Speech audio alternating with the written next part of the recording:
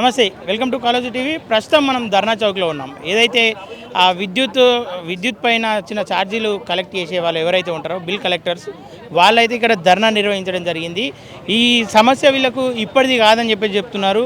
ఈ సమస్య పైన గత ప్రభుత్వాలను కలిసినాం, అనేక మందిని కలిసినప్పటికీ మా సమస్య పరిష్కారం కావడం లేదు, అలాగే మాకు కనీస వేతనం కూడా లేదు.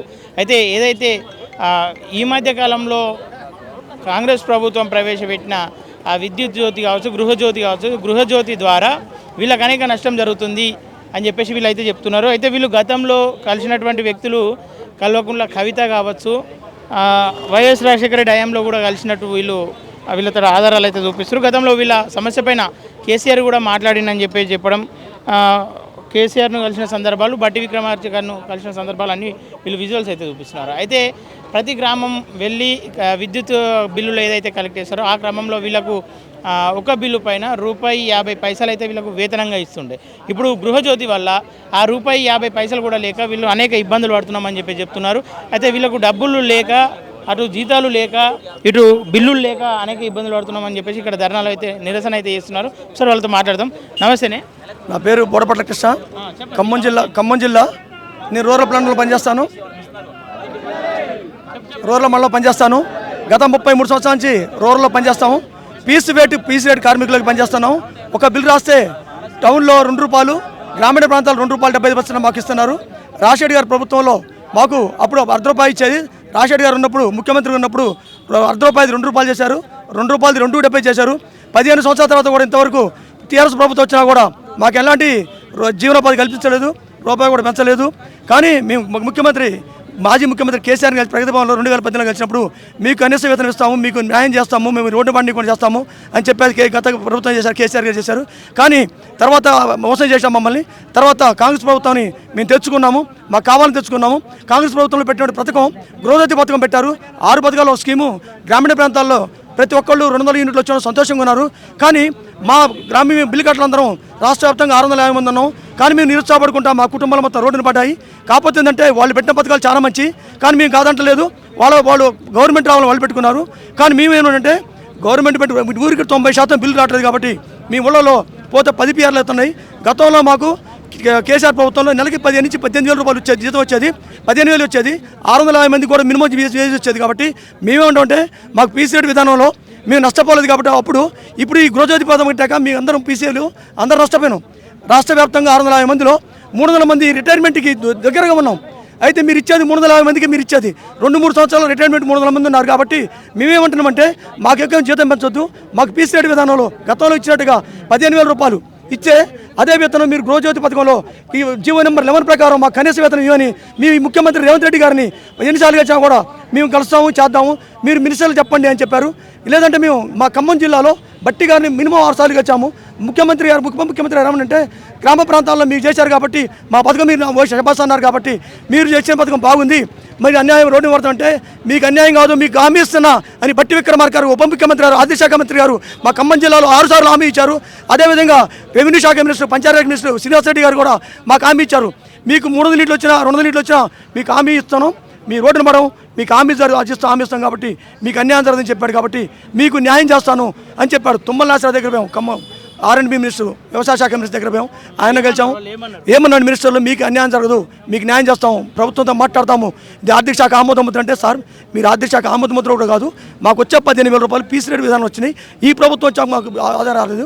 ఈ ప్రభుత్వం వచ్చాక ₹2,000 ₹1,000 వస్తున్నాయి. కాబట్టి అదే గత ప్రభుత్వంలో ఉన్నప్పుడు పీసీ రేట్లో 15,000 ఇవ్వంటున్నాం. మీకు ఆర్థిక శాఖ మీద కూడా కొంత ఎలాంటి భారం పడదు, ₹1,00,00,000 భారం పడుతుంది. మాకు వచ్చే జీతం ₹1,00,00,000, రాష్ట్రం 600 మంది, మాకు అదే జీతం ఇవ్వన్నాం. రెగ్యులర్గా మమ్మల్ని కింద వేతనం మేము ఆర్టీజీలు ఆడట్లేదు, గవర్నమెంట్ ఎంప్లాయ్ ఆడట్లేదు, స్కేల్ ఆడట్లేదు, మీ ఎలాంటి ఉపాధి అడగట్లేదు. మేము చేసే పథకంలో మీ అందరూ రోడ్డును పడ్డాం. 650 కుటుంబాలు బజార్న పడ్డాయి. కాబట్టి మాకు న్యాయం చేయాలని ప్రభుత్వాన్ని ఎన్నోసార్లు వేడుకున్నాం. రేవంత్ రెడ్డి గారు దండం పెట్టి చెప్తున్నాం, మా కుటుంబాలు రోడ్డు పడ్డాయి సార్, మాకు ₹1000 వస్తుంది జీతం, 2,000 వస్తుంది, మమ్మల్ని అన్యాయం చేయొద్దు, మీ ప్రభుత్వం మేము ప్రజలకు తీసుకెళ్ళాం, మిమ్మల్ని గెలిపించాము, మాకు న్యాయం చేయండి, మా కుటుంబాలు న్యాయం చేయండి, మాకు కనీస వేతనం 15,000 ఇవ్వండి, మాకు జీతం ఇవ్వండి. మీరు పీసీ రేటు మాకు వచ్చింది 5,000 PRలు 6,000 PRలు 15,000 వచ్చినాయి. మాకు ఇప్పుడు 1000 PRలు వస్తే 2,000 వస్తుంది. కాబట్టి గవర్నమెంట్ అది చేసి మీ మీడియా మిత్రులందరి ద్వారాగా మా బాధను అర్థం చేసుకొని మా కుటుంబాలు రోడ్డు పడకుండా మమ్మల్ని కాపాడమని మీ దయచేసి మీకు దండం పెట్టుకుని చెప్తున్నాను. చెప్పే పెద్ద మనిషి, నువ్వు ఎన్ని అవుతుంది? నేను 30 సంవత్సరాల సంది ఇదే కరెంట్ డిపార్ట్మెంట్లో కరెంట్ డిపార్ట్మెంట్లో 30 సంవత్సరాల సంది బిల్ కలెక్టర్ పనిచేస్తున్నాను. ఏంది ఇప్పుడు సమస్య ఏంది అసలు? సమస్య ఏమైంది సార్ అంటే ఇప్పుడు మాకు ఇదివరకు అంటే ప్రతి గ్రామంలో ఏ ఊరికి పోయినా అప్పుడు ఏ పథకాలు లేవు, ఏ ఆన్లైన్ లేవు కాబట్టి ఊళ్ళో ఉన్నటువంటి రైతులందరూ బిల్లులు కట్టేవారు. మాకు జీవనోపాధి మంచిగానే గడిచేది. 10,000 నుంచి 11,000, 8,000 నుంచి 11, 12, 15, 14, 15,000 వరకు వచ్చేది ఒక్కొక్కరికి. ఇది పట్టణ ప్రాంతాల వాళ్ళకు 15,000 వచ్చేది. గ్రామీణ ప్రాంతాల వరకు ఒక 6,000, 7,000, 8,000, 9,000, 10,000 దాకా వచ్చేది. ఏదో మా కుటుంబాలు మేము బతికేది. ఈ ఆన్లైన్ వచ్చిన తర్వాత ఎప్పుడైతే ఆన్లైన్లు ఫోన్పేలు వచ్చినాక కొంత తగ్గిపోయింది. సరే మా కర్మ సరే తగ్గిందేమో, గవర్నమెంట్ ఇకనైనా మాకు ఈ జీవనోపాధి కల్పిస్తే ఇప్పుడు 35 ఏళ్ళ మేము చేస్తున్నాం కదా, ఇక మాకు ఎంతో అంత గవర్నమెంట్ ఇస్తుంది, మాకేదో ఉపాధి దొరుకుతుంది అన్న ఉద్దేశంతో డిపార్ట్మెంట్ నమ్ముకొని డిపార్ట్మెంట్లో పనిచేస్తున్నాం. ఇక అంతలోనే ఇప్పుడు కేసీఆర్ గవర్నమెంట్ వచ్చింది. కేసీఆర్ గవర్నమెంట్ కాడికి పోయినాం. కేసీఆర్ గవర్నమెంట్ కాడికి పోయి అయ్యా ఇది మా పరిస్థితి అని పిఆర్సీ మీటింగ్ జరుగుతుంది. అదే పిఆర్సీ మీటింగ్లో నేనే సీఎం గారితో లేచి మాట్లాడినా. అడిగితే ఏందే బాబు నీ సమస్య ఏందా? నా సమస్య ఏం లేదు సార్, మేము కరెంట్ డిపార్ట్మెంటు మేము ప్రైవేట్ విద్యుత్ బిల్ కలెక్టర్గా పనిచేస్తున్నాం. మేము 650 మంది ఉన్నాం. మాకు 35 ఏళ్ళ సార్ చేస్తున్నాం. మా జీవనోపాధి చాలా ఇబ్బందిగా ఉంది సార్, మేము నమ్ముకొని చేస్తున్నాం అంటే ఏమైనా సిఎండి గారు ఏంటి అంటే అవును సార్ వీళ్ళు ఇట్లా చేస్తున్నారు. అరే పాపం వాళ్ళు మా డిపార్ట్మెంట్లో పనిచేస్తున్నప్పుడు మనకు వాళ్ళు కష్టం చేస్తారు కాబట్టి వాళ్ళకు కూడా 4 ముద్దలు అన్నం పెట్టాలి. వాళ్ళకు కూడా వాళ్ళకి ఏదో డైరెక్ట్ వచ్చే జీతం ఏదో నేరుగా ఇప్పించండి, నేరుగా చేయండి అని మాజీ సీఎం కేసీఆర్. అవును సార్, నేనే సార్, నేను అడిగింది అదే సార్.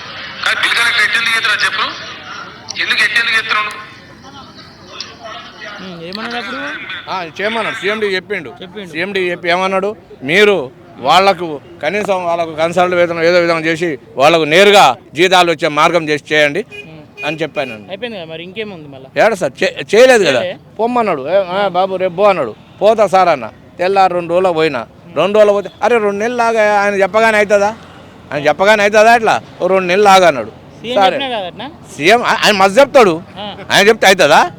ఆయన చెప్తే కాదు, 2 నెలలు లాగా అన్నాడు. సరేలే 2 నెలలు అయినాక పోయినా. 2 నెలలు అయినాక పోతే అసలు తలుపు చేయలేదు, లోపలికి రానియలేదు. ఆమె అప్లికేషన్ కాగితం ఇస్తే ఆడ ఇచ్చిపో అన్నాడు. అది తీసి చెత్తలో పడేసారు. ఇక లాభం లేదనుకున్నాం, సరేలే అని ఊరుకున్నాం.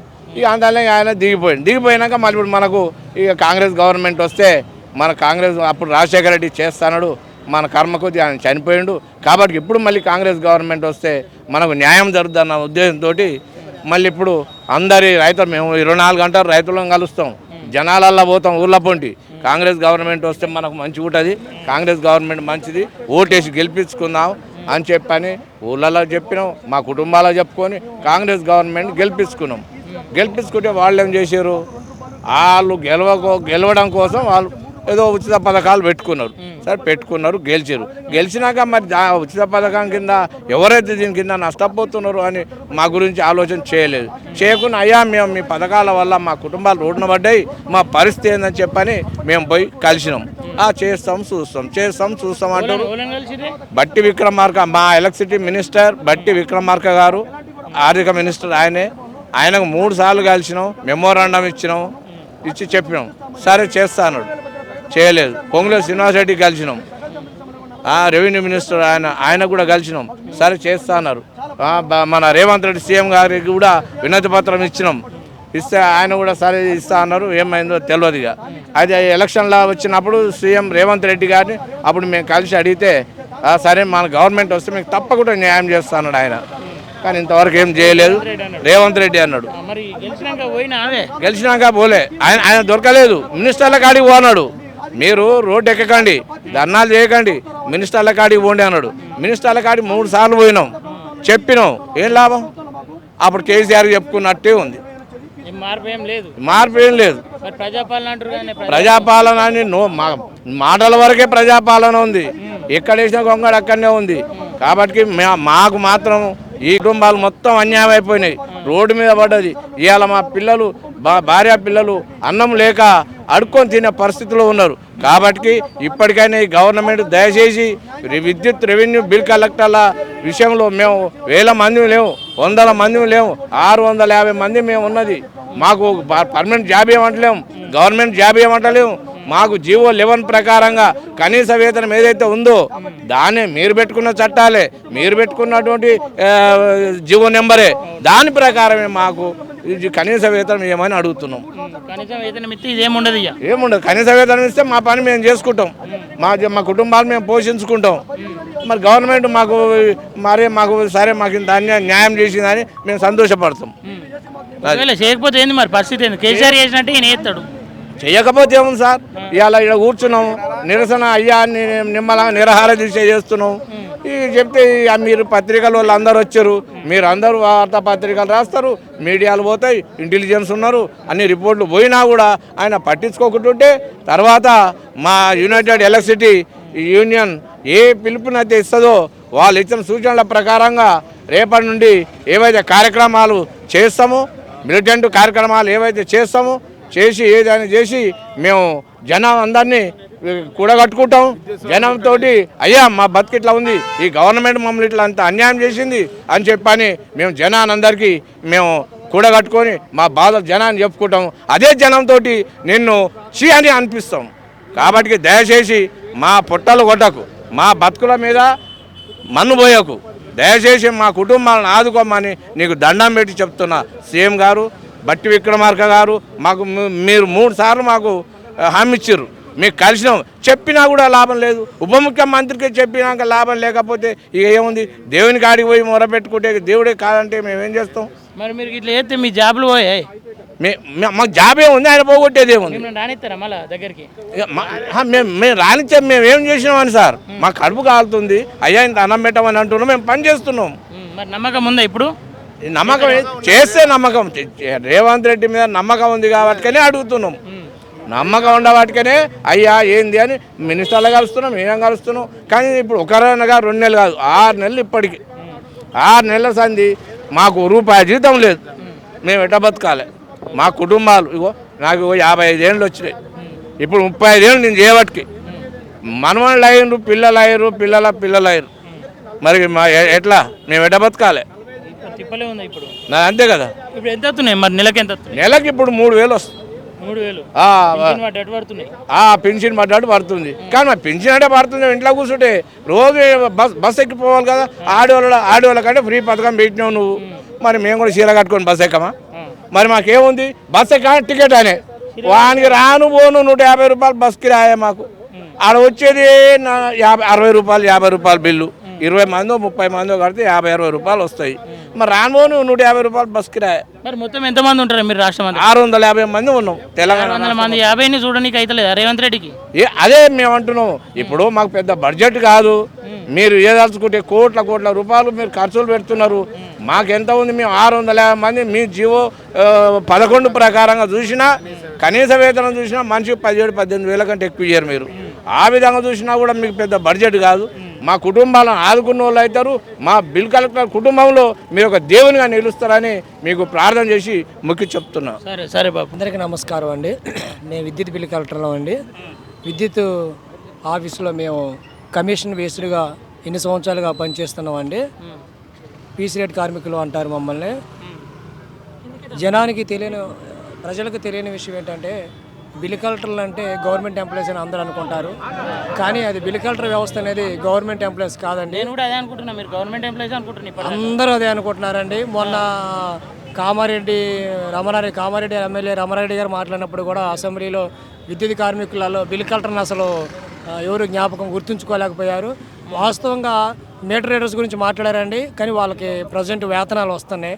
అసలు పూర్తిగా జీతభత్యాలు కోల్పోయిన బిల్ కలెక్టర్ల గురించి కూడా మొన్న అసెంబ్లీలో ఎవరు కూడా మాట్లాడలేదు. అంటే విద్యుత్ బిల్ కలెక్టర్లో గవర్నమెంట్ ఎంప్లాయీస్ అనుకొని, వాళ్ళు కూడా డిపార్ట్మెంట్లో ఒక భాగమే అనుకొని కనీసం విద్యుత్ బిల్ కలెక్టర్ గురించి మాట్లాడిన వాళ్ళు ఎవరు లేరండి. అయితే ఇంతకుముందు గృహజ్యోతి రాకముందు ఊళ్ళో మాకు బిల్లులు వచ్చాయండి. టౌన్లో బిల్లు కట్టించుకుంటే 2.5 ఇచ్చేవాళ్ళు, రూరల్లో బిల్లులు కట్టించుకుంటే 3.5 ఇచ్చేవాళ్ళు. ఒకవేళ మేము కరెంటు బిల్లు కట్టించుకోవడం ఊరిపోతే, ఆ ఊరిలో ఎవరు బిల్లు కట్టకపోతే ఆ రోజు మాకు జీతం కూడా ఉండదండి. ఒకవేళ లేదు మాకు ఒంట్లో బాగలేదు ఒక నెల రోజులు మేము సెలవు పెడితే ఆ నెల రోజులు కూడా మాకు జీతభత్యాలు ఉండవండి. మాకు టీఏలు ఉండవు, డిఏలు ఉండవు. ఓన్లీ మొత్తం మా సొంత ఖర్చులు పెట్టి రెవెన్యూ క్యాషియర్గా మేము పోయి పని చేస్తే అందులో వచ్చే కమిషన్ మాత్రమే మాకు ఆధారంగా చేసుకొని బ్రతుకుతున్నాం. ₹2.5-3 అండి. టౌన్లో బిల్లు కట్టించుకుంటే 2.5, రూరల్లో బిల్లు కట్టించుకుంటే 3 ఇస్తున్నారు. ఇవేనండి మా వేతనాలు. ఇంత మించి మాకు టీఏలు డిఏలు లాంటి ఏమీ లేవు. కరెంట్ అధికారులు కావచ్చు, అటు మినిస్టర్లు కావచ్చు, ఏమంటారు? చేస్తాం అంటున్నారండి. బట్టి గారి దగ్గరికి వెళ్ళినప్పుడల్లా చేస్తాం చూస్తాం అంటున్నారు. కానీ ఇంత మటుకైతే దాని గురించి ఏం మాట్లాడలేదు. ఇప్పటికి మేము బట్టి గారికి 4 సార్లు రిప్రజెంటేషన్ జరిగింది. కనీసం అసెంబ్లీ సమావేశాలలో కనీసం బిల్ కలెక్టర్లు అనే వాళ్ళు రోడ్డున పడ్డారని కూడా మా గురించి ఒక్కళ్ళు అందరూ వెళ్ళిపోయారు. ఇక మాలాంటి యూత్ మాత్రమే ఉన్నాం. ఒక 600 మంది మాత్రమే ఉంటామండి. కనీస వేతనాలు 18,000 లెక్క ఇచ్చిన సంవత్సరానికి గవర్నమెంట్ మీద పడే భారం ₹13 కోట్ల మాత్రమే అండి. ₹13 కోట్ల మాత్రమే గవర్నమెంట్ మీద భారం పడిద్ది. మేము టీఏలు అడగట్లేదు, డిఏలు అడగట్లేదు, కనీస వేతనాలు ఇవ్వమని అడుగుతున్నామండి. కనీస గవర్నమెంటు ఇప్పటికైనా మమ్మల్ని గుర్తించి కనీసం మాకు కనీస వేతనాలు ఇచ్చి మమ్మల్ని డిపార్ట్మెంట్లో పాలిభాగస్తులుగా చేసుకుంటారని మనస్ఫూర్తిగా కోరుకుంటున్నామండి. ఓకే అన్న చెప్పే, నువ్వేమో బాధపడుతున్నావు అప్ప నుండి? లేదు, చెప్పు. నా పేరు గురునాథం అండి. నేను ఖమ్మం డిస్ట్రిక్ట్ మధుర నుంచి వచ్చాము, బట్టి గారి నియోజకవర్గం నుంచి. నేను మధుర మండలంలో చేస్తాను బిల్ కలెక్టర్గా. మరి మీ ఎమ్మెల్యేనే కదా, డిప్యూటీ సీఎం బట్టి గారు ఉన్నారు కాబట్టి ఇప్పుడు నేను 4 సార్లు కలిశాను. ఇంతమందిని చాలామంది తీసుకెళ్ళాను, నేను చాలామంది కల్పించాను. నీకెందుకు గురునాథ్ నా పేరుతో సహా చెప్తారు, నీకు కల్పిస్తాను, నీకు ఏదో చేస్తామని చెప్పారు. మన ఆర్థిక పరిస్థితి బాగాలేదు కదా, నీకు తెలియదే ఉంది, కొద్ది టైం పట్టేది ఆగండి అంటున్నారు. కానీ 8 నెలలు అవుతుంది, మాకు కుటుంబాల మీద భారం పడుతుంది. కనీసం జీతం ఒక్కొక్కరికి ₹1000 జీతం కూడా రావట్లేదు. కనీసం పిల్లలు ఫీజులు కట్టే పరిస్థితి లేదు. కనీసం మా పెట్రోల్ ఖర్చు లేదు, ఏదీ లేదు. కుటుంబం మీద బాగా భారం. ₹1000 జీతంతో ఎలా సరిపోతుంది? చాలా భారం ఉంది. కనీసం మాకు కనీస వేతనాలు నెలకి ₹18,000 ఆర్టీజన్గా ఉంది కదా, ఆ జీతం నుంచి మాకు ఏదైనా సరే సబ్స్టేషన్ డ్యూటీలు అయినా కానీ, సర్కిల్ ఆఫీస్లో కానీ ఏదైనా చేయొచ్చు. మా అందరూ డిగ్రీలు అయిపోయిన చాలామంది ఉన్నాం. మాకు అన్ని పోస్టులు, అన్ని డిపార్ట్మెంట్లో ఖాళీలు చాలా ఉంది పోస్టులు. మమ్మల్ని కనీసం 600 మంది, రాష్ట్రం మొత్తం మీద 600 మంది అంటే పెద్ద ఇది కూడా కాదు. ఒక్కొక్క మండలానికి ఒకళ్ళు, మండలం మొత్తానికి ఒకళ్ళు, అట్లా జిల్లా మొత్తానికి ఒక ఖమ్మం జిల్లా, ఉమ్మడి ఖమ్మం జిల్లా, కొత్తగూడెం జిల్లాకి 80 మంది, దాంట్లో 10 మంది ఏజ్ బార్ అయిపోయినా ఒక 60 నుంచి 70 మంది పనిచేస్తున్నాం. అట్లా మొత్తం రాష్ట్రం మొత్తం మీద 600 మంది. ఇప్పుడు ఇక దీంట్లో ఒక 50-60 మంది ఇంకా ఏజ్ బార్లో ఉంటారు. ఇప్పుడు 20 సంవత్సరాలు చేస్తుంది నేను. ఇప్పుడు బయటికి పోయి ఏది చేసే పరిస్థితిలో లేము సార్. ఇదే మాకు భారంగా ఉంది. మా ఆడవాళ్ళు పనికి పోతున్నారు సార్. మాకు ఆ పని కూడా కదా, వాళ్ళకు కొద్దిగా పని చేయడం వచ్చి కానీ వాళ్ళు కూలి పని పోయి వేరే పని చేసుకోలేరు, దీన్ని వదిలిపెట్టలేము. వదిలిపెట్టడం చేసే పరిస్థితి బయట ఏ పని రాదు మాకు. 20 సంవత్సరాలు దీనే చేసాము. అన్ని చోట్లలో సార్ ఇప్పుడు మీరు ఉన్నారు సార్, మీరు మాకు బిల్లు వచ్చి కడతారు. మీరు ఏమనుకున్నారు? ఇప్పుడు దాకా మేము ప్రైవేట్ వాళ్ళు అనుకోరు కదా, డిపార్ట్మెంట్లో పని చేసేవాళ్ళు అనుకున్నారు. ఇప్పుడు మీ దగ్గరకు వచ్చి మేము పని చేయాలని చేస్తాం. మీరు మీ దగ్గర పోయి అడిగితే ఏమంటున్నారు సార్, ఏమైనా నువ్వు కరెంట్ ఆఫీస్లో జాబ్ చేసుకోండి, నీకెందుకు ఈ పని అంటున్నారు. నీకు 60,000-70,000 అనుకుంటున్నారు మాకు ఇప్పుడు దాకా. అక్కడ దాకా గవర్నమెంట్ ఇప్పుడు బట్టి గారిని అడిగితే కూడా ఇప్పుడు దాకా పర్మనెంట్ కాదు అన్నట్లు మాట్లాడారు మమ్మల్ని. ఇప్పుడే మేము పర్మనెంట్ ప్రైవేట్ కూడా దీని పరిస్థితిలో ఉన్నారు వాళ్ళు. అట్లుంది మా పరిస్థితి. మాకు ఆర్టిజన్కి కావాలి సార్. ఆర్టిజన్ చేసిన పర్వాలేదు, కనీస వేతనం ఇచ్చి ఒక ₹18,000 ఇచ్చి మాతో 30 రోజులు ఆఫీస్లో ఏ పని ఉంటే ఆ పని చేస్తాం. మాకు సబ్స్టేషన్ డ్యూటీలు కానీ ఏ పని ఇచ్చినా అన్ని పనులు చేయడం సిద్ధంగా ఉన్నాం. ఇప్పుడు బిల్ కలెక్టర్ కంటే పని లేవు కాబట్టి ఏరే ఆప్షన్ తీసుకోండి. ఎందుకంటే గృహజ్యోతి వచ్చిన తర్వాత మాకు పని లేదు కదా, కాబట్టి మాకు మిగతా పనులు లేదు, ఏ పని ఉంటే ఆ పనులు చేయించుకోండి. మాకు మేము చేయడానికి సిద్ధంగా ఉన్నాం, అందరూ చదువుకుందాం కాబట్టి అదే గవర్నమెంట్ కోరుకున్నాం. మమ్మల్ని పర్మనెంట్ చేయమంటలా, కనీసం వేతనం ఇవ్వండి. పర్మనెంట్ చేయాల్సిన అవసరం లేదు, కనీసం అయితే ఇస్తే ఒక 15,000 ఇస్తే ముందు మాకంటూ సెక్యూరిటీ ఉంటుంది కదా, ఆ సెక్యూరిటీ కోసం అడుగుతున్నాం సార్ గవర్నమెంట్ని. కాబట్టి మీ ద్వారా గవర్నమెంట్ని మేము డిమాండ్ ఏం చేయట్లేదు సార్, విన్నవించుకుంటున్నాం. మా బాధను అర్థం చేసుకోండి.